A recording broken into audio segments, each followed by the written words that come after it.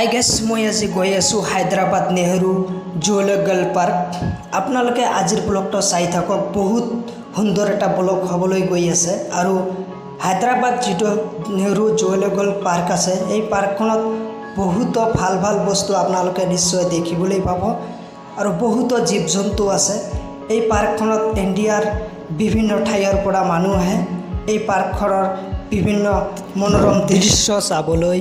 আপোনালোকক দেখুৱাই আছোঁ এই নেহৰু জুলজিকেল পাৰ্কৰ যি মনোৰম দৃশ্য আপোনালোকে দেখিবলৈ পাইছে। কাছ, কিমান ডাঙৰ কাছ, চাওক কেনেকুৱাকৈ কাছ আহি আছে, আপোনালোকে দেখিব পাৰিছে। চাওক এই কাছটো কিমান কিলো বা হ'ব, কমেণ্ট কৰি জনাবচোন বন্ধু। আৰু চাওক সোণালী বান্দৰ আৰু বহুত বস্তু আছে। চাওক ইয়াতে চব দেখিবলৈ পাইছে। কাছৰ পোৱালিবোৰ চাওক কেনেকুৱাকৈ আছে। কিছুমানে কাছৰ পোৱালি চাওক শুকানত উঠি আছে, চাওক পাথৰৰ ওপৰত উঠি আছে। ইয়াতে আৰু এটা বান্দৰ, এইটো বেলেগ বান্দৰ। ইয়াতো চব কাছৰ পোৱালি। চাওক বান্দৰে চাওক কি মজাৰ পোজ দি আছে। চাওক বহুত মনোৰম দৃশ্য আৰু নেহৰু জুলজিকেল পাৰ্কৰ।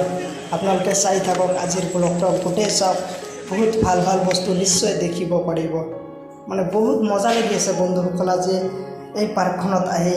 মানে ইণ্ডিয়াৰ এটা যে মনোৰম পাৰ্ক, এটা যে সুন্দৰ পাৰ্কত আজি আহিব পাৰিছোঁ, নিজকে নিজে ধন্য অনুভৱ কৰিছোঁ। ইয়াতে আপোনালোকে দেখিবলৈ পাইছে হাঁহ আৰু ইয়াতে দেখিবলৈ পাইছে হাতী।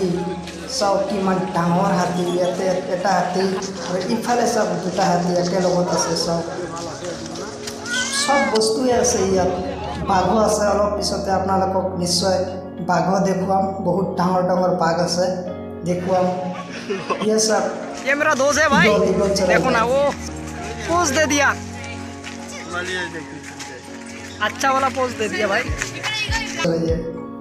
আৰু চাওক বহুত বস্তু দেখিব পাৰিব। আৰু ইয়াতে চাওক আৰু বহুত সুন্দৰ সুন্দৰ পক্ষী। চাওক চাওক ময়ূৰ পক্ষীও দেখিবলৈ পাইছে আপোনালোকে। চাওক ময়ূৰ পক্ষী কেনেকৈ গৈ আছে। ময়ূৰ পক্ষী বহুত সুন্দৰ দেখিবলৈ। চাওক ইয়াতে আৰু আছে বগলী আছে, হাঁহো আছে আৰু ইয়ে চব হৰিণৰ পোৱালি।